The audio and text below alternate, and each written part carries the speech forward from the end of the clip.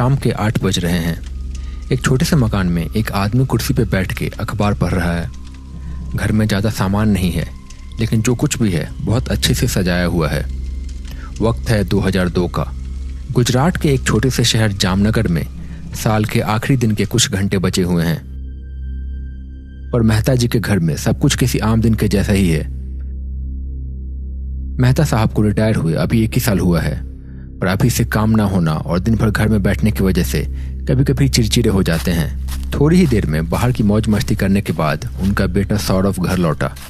सौरभ के कॉलेज की छुट्टी है, या शायद छुट्टी का बहाना करके घर लौट आया है। आ गए साहब। और देश की अर्थव्यवस्था का तो ख्याल रख लिया होगा आपने। अमेरिका रूस के बीच का झगड़ा भी सुलझा दिया होगा आपने। सौरभ के पापा ने उसे ताना मारते हुए कहा। सौरभ ने कुछ कहा नहीं और चुपचाप अपने कमरे की ओर जाने लगा। तभी अंदर किचन से आवाज आई। सौरभ बेटा आ गया तू? सुन, जल्दी से जाकर दुकान से सामान ले आ। कल नया साल है, नए साल पे कुछ अच्छा खाना बना दूंगी। पुलाव, मटर पनीर, पूरी और खीर। जल्दी से जाके मिश्रा जी के दुकान से सामान ले आ, वरना कहीं बंद ना हो जाए। सौरभ की माँ ने उसे कुछ पैसे दिए और सौरभ एक झोला लेके बाहर निकल गया। ये एक छोटा सा शहर था तब, जहाँ बड़ी बड़ी बिल्डिंग्स नहीं थी। अभी मोबाइल फोन का प्रचलन नहीं आया था और स्मार्टफोन तो अभी बहुत दूर की बात थी। लोगों के पास समय था और लोग आपस में बात करके ही समय बिताते थे। धीरे धीरे सौरभ मोहल्ले की दुकान पे पहुंचा। मिश्रा जी की दुकान में रोजमर्रा की लगभग हर चीज मिल जाती है। सौरभ दुकान के पास पहुंचा। वहां पहले से 1-2 लोग बैठे हुए थे।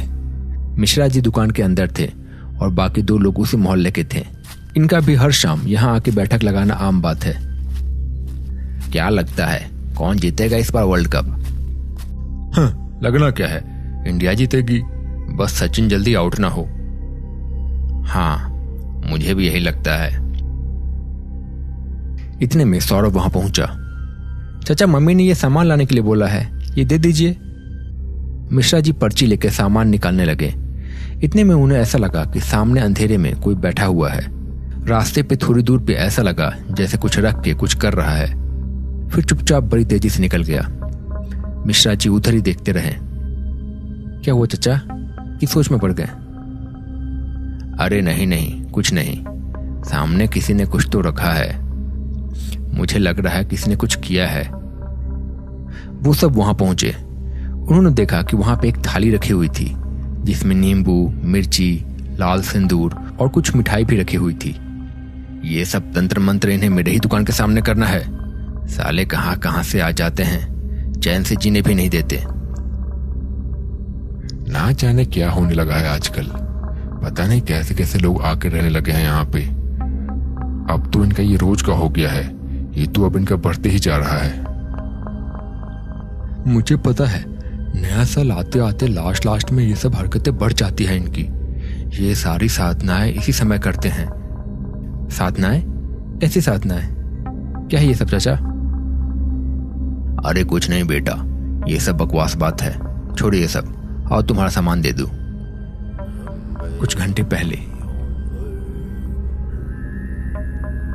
समय आधी रात का हो रहा है। एक सुनसान स्मशान, जहां अमावस्या की रात का अंधकार हर कोने में छा चुका है। जलती हुई चिताओं की आग से उठती हुई लपटें और राख की तेज गंध चारों तरफ फैली हुई है। दूर कहीं उल्लू की आवाज भी आ रही है और भटकते कुत्तों की हल्की हल्की भौंक सुनाई दे रही है। स्मशान की भूमि पर गहरे अंधकार के बीच 2 तांत्रिक काले कपड़ों में बैठ के कुछ बात कर रहे हैं। शायद कोई साधना कर रहे हैं। माथे पे भस्म लगाए, हाथ में एक माला और झोले में साधना का सामान लिए बैठे हुए हैं। एक तांत्रिक ने कहा, जा, आज तेरी सिद्धि पूरी हो गई। इसके बाद तू काली शक्तियों को अपने अधीन कर सकेगा, लेकिन ये सब तुझे खुद ही करना होगा। जा, कोशिश करके देख, लेकिन इसका गलत इस्तेमाल मत करना। उस दूसरे तांत्रिक ने उसे प्रणाम किया और चला गया। वो तांत्रिक थोड़ी दूर गया। तांत्रिक भारी और सदे हुए कदमों से स्मशान की केंद्र की ओर बढ़ रहा है। उसकी आंखों में एक अजीब रहस्यपूर्ण आग जल रही है। वो अपने गले से प्राचीन मंत्रों का उच्चारण करते हुए जा रहा है, जिसकी गूंज सारे स्मशान की खामोशी को चीर रही है। वो एक चिता के पास रुका जहां एक पुरानी लाश की राख अभी भी गर्म है। तांत्रिक ने अपने झोले से एक सिंदूर की डिब्बी, एक नारियल, कुछ काले धागे, थोड़ी मिठाई और ऐसा कुछ निकाला। उसका उच्चारण तेज और गहरा होते जा रहा है। आज की रात तुम्हें बंधन को तोड़ के मेरे वश में आना होगा। ओ काल आत्मा, तुझे मेरा गुलाम बनना होगा। उसने चाकू से एक गड्ढा बनाया और उसमें चिता की राख रख के कुछ मंत्र जाप करना शुरू किया। हवाएं और तेज चलने लगी और आसपास के पेड़ों के पत्ते जोर जोर से खड़खड़ाने लगे। तभी अचानक से हवा में एक परछाई दिखाई देने लगी। तांत्रिक ने मुस्कुरा के अपना मंत्र बंद किया। आ गया, अब तुझे मेरा काम करना होगा।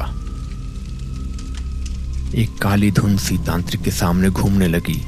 तांत्रिक ने अपने पास की माला से उस धुंध को अपने बंधन में बांध लिया। अब तू मेरी आज्ञा के बिना कुछ नहीं करेगा।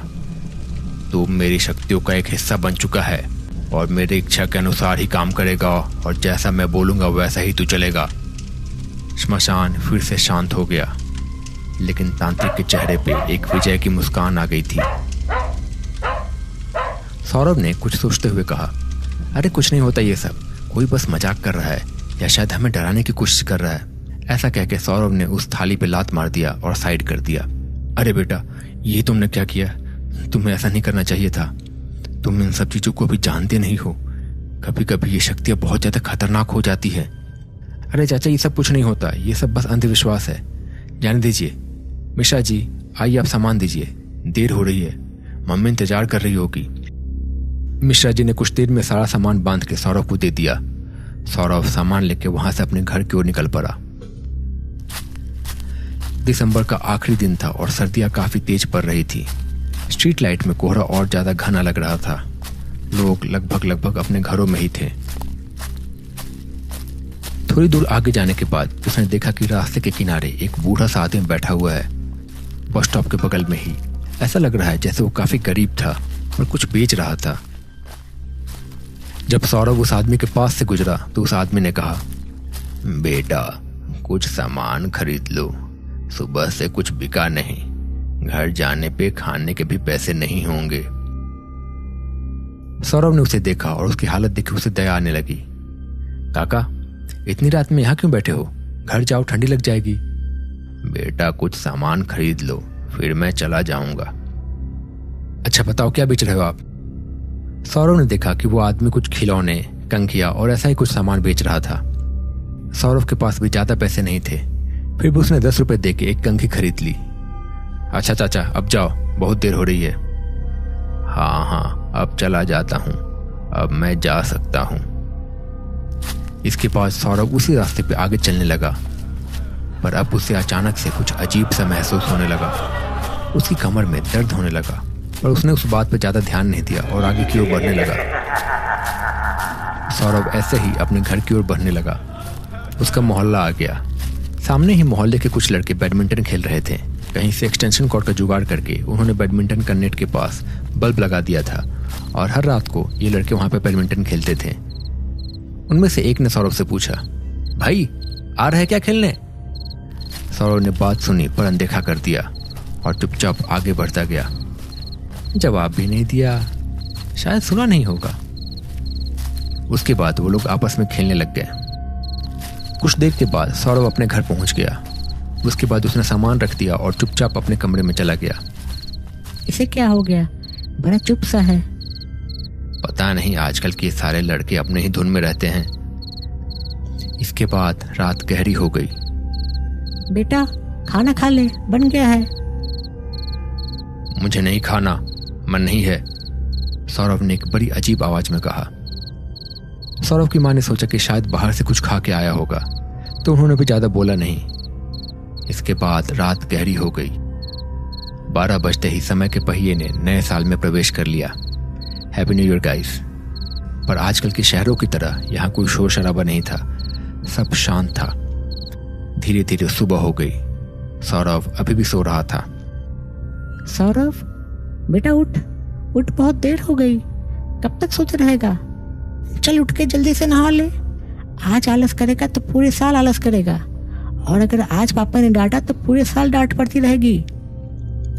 पर सौरभ ने कुछ भी जवाब नहीं दिया। सारी आदत तुमने ही खराब करके रखी है, ये भी कोई वक्त है सोने का? रुको, अभी मैं खबर लेता हूं। इसके बाद वो सौरभ के कमरे में गए, पर उसके बाद वो बिना कुछ बोले चुपचाप वहां से दरवाजा बंद करके बाहर आ गए। सुनो, मैं बाहर जा रहा हूं, जब तक मैं ना आऊं तब तक दरवाजा मत खोलना। पर हुआ क्या? कुछ नहीं, बस जब तक मैं ना आऊं तुम दरवाजा मत खोलना, और सवाल मत पूछो अभी, पर जो बोला है वो करो, और हरगिज दरवाजा मत खोलना। इसके बाद सौरभ के पापा वहां से बाहर चले गए। थोड़ी देर में वो बड़े परेशान से एक रास्ते पे आगे चलते गए। वहां एक बड़ा सा पीपल का पेड़ था, और उस पेड़ के पास एक छोटा सा घर था। वो घर के अंदर गए। उस घर में एक आदमी बैठा हुआ था और कुछ सोच रहा था।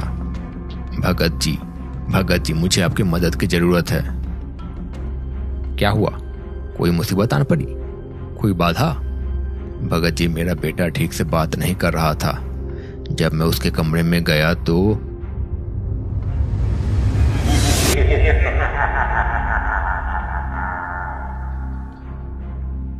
मैं बहुत ज्यादा घबरा गया। मदद कीजिए हमारी।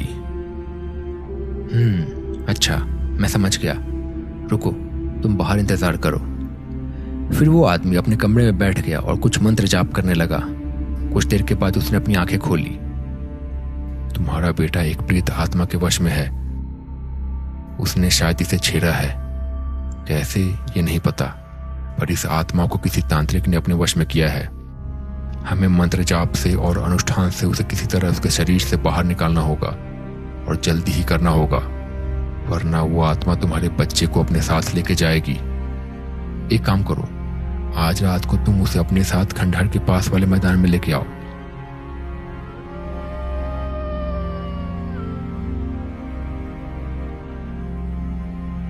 रात ढल आई। भगत के कहे अनुसार सौरभ के पापा और मिश्रा जी सौरभ को वहीं लेके गए। आज भगत आग के सामने बैठा हुआ था। उनके जाने के बाद भगत ने मंत्र पढ़ना शुरू किया। मंत्रों की गूंज और आग की लपटें हवा में घूम रही थी।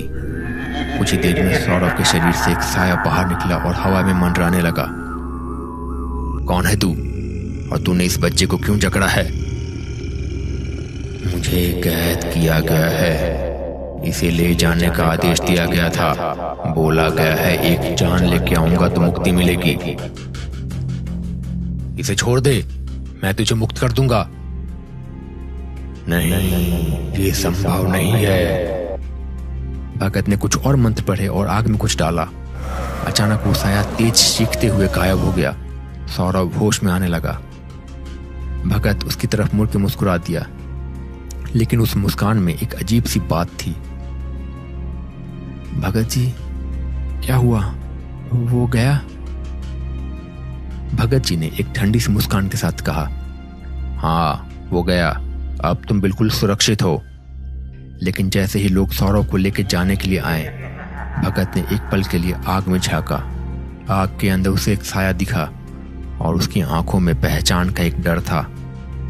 जैसे ही लोग सौरभ को लेकर जा रहे थे, एक और आवाज भगत के कान में गूंजी।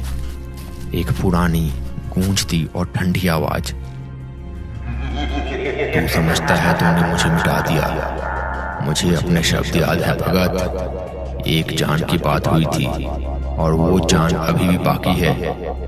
भगत ने अपने माला को और जोर से थाम लिया, लेकिन उसके चेहरे पे पसीने की बूंदें गिरने लगी थी।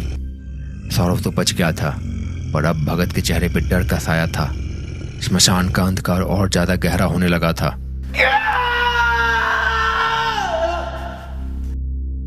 तो दोस्तों, कैसा लगा आपको ये पार्ट? अगर आपको ये वीडियो पसंद आया है तो प्लीज इस वीडियो को लाइक कीजिए। अगर अभी तक आपने चैनल को सब्सक्राइब नहीं किया है तो चैनल को सब्सक्राइब कर लीजिए, और अपना नाम और कहाँ से देख रहे हैं ये वीडियो जरूर लिखिए। मुझे पता है कि बहुत सारे लोग इधर उधर से देख रहे हैं, और मैंने देखा है कि बहुत लोग वीडियो देखते हैं लेकिन सब्सक्राइब नहीं करते हैं, तो प्लीज कर लीजिए। मैं मिलता हूँ बहुत जल्द नए वीडियो के साथ। तब तक के लिए बाय बाय। अपना ख्याल रखिए।